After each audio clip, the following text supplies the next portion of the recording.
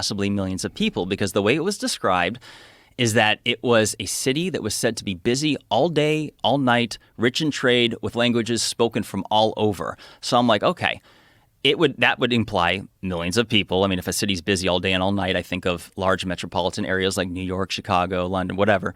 And so if this was indeed an ancient or a site of an ancient civilization, well, then it would have.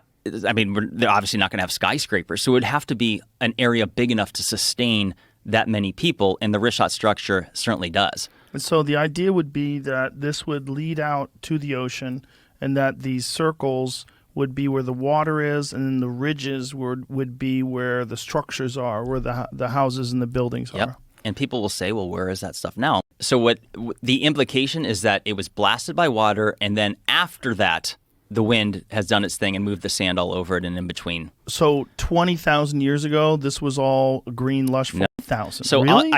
Yes. So I could show you. When did they think Atlantis was?